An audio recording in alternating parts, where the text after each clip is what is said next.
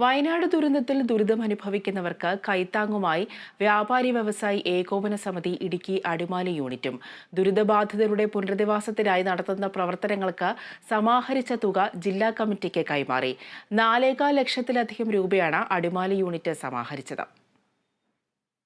വയനാട്ടിലെ ഉരുൾപൊട്ടൽ ദുരന്തത്തിലകപ്പെട്ട് ദുരിതമനുഭവിക്കുന്നവരെ തിരികെ ജീവിതത്തിലേക്ക് കൈപിടിച്ചു നടത്താൻ സംസ്ഥാനത്താകെ വിവിധ പ്രവർത്തനങ്ങൾ നടന്നുവരുന്നുണ്ട്.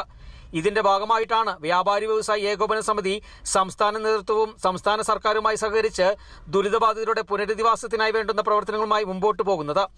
സംഘടനയുടെ താഴെത്തട്ടിൽ നിന്നടക്കം അംഗങ്ങളിൽ നിന്ന് പണം സമാഹരിച്ചാണ് പുനരധിവാസ പ്രവർത്തനങ്ങൾക്ക് വേണ്ടുന്ന തുക കണ്ടെത്തുന്നത്.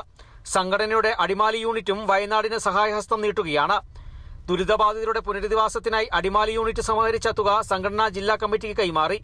സംഘടനാ ജില്ലാ പ്രസിഡന്റ് സണ്ണി പൈമ്പിളിൽ തുക ഏറ്റുവാങ്ങി. ഇത്രയും ആളുകളെ മരണത്തിന് കീഴ്പ്പെടുത്തി കൊണ്ടുപോകാൻ കഴിഞ്ഞ വിധത്തിലുള്ള ഒരു ദുരന്തം കേരളത്തിൽ തന്നെ ആദ്യമാണ് എന്ന് പറയേണ്ടിയിരിക്കും.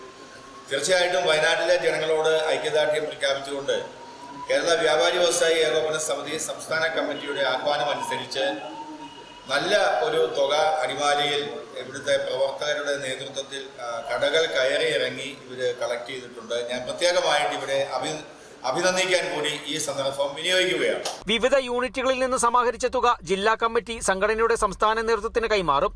Adimali unit president PM Baby, ജില്ലാ working president KR Vinod, Sandy Mathew, Arjun K Nair, Shibu Thettiyil അടക്കമുള്ള ഭാരവാഹികളും അംഗങ്ങളും ജില്ലാ നേതൃത്വത്തിന് തുക കൈമാറുന്ന ചടങ്ങിൽ പങ്കെടുത്തു. യൂണിറ്റിന് കീഴിൽ വരുന്ന എല്ലാ അംഗങ്ങളുടെയും സഹകരണത്തോടെയാണ് ദുരിതബാധിതരെ സഹായിക്കുന്നതിനായി 4.25 ലക്ഷത്തിലധികം രൂപ അടിമാലിയിൽ നിന്നും കണ്ടെത്തിയത്. Kerala vision news, Idukki.